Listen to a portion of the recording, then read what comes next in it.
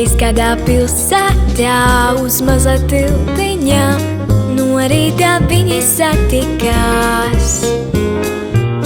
Viņš slavens muzikants un viņa balerīna, tālāk viss gandrīz kā pasaka. Viņa teica viņam: klau, man ar ko vairs dejot nav, lūdzu vienu valsi pēdējo. Bet viņš atbildēja: nē, muzikantiem jāspēlē, muzikanti nekad nedejo. Tā viņi stāvēja uz mazā tiltiņā, kā divas spēles lamatās. Viņš grieza violi, bet viņa piruetes, un tie ļoti labi sapratās. Viņa teica viņam: klau, man ar ko vairs dejot nav, lūdzu vienu valsi pēdējo.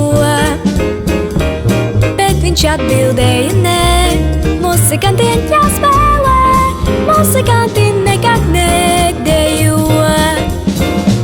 Ja esat tuvumā uz mazā tiltiņā, varbūt divus ieraudzīt. Viņš spēlē violi, bet viņa dejo valsi, un neko tur nevar izmainīt. Viņa teica viņam: klau, man ar ko vairs dejot nav, lūdzu vienu valsi pēdējo.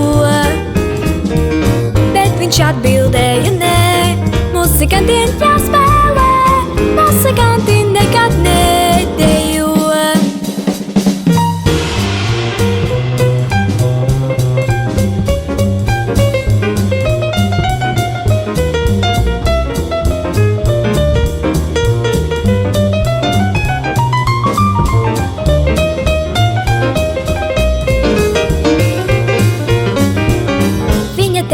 Viņam: klau, man ar ko vairs dejot nav, lūdzu vienu valsi pēdējo.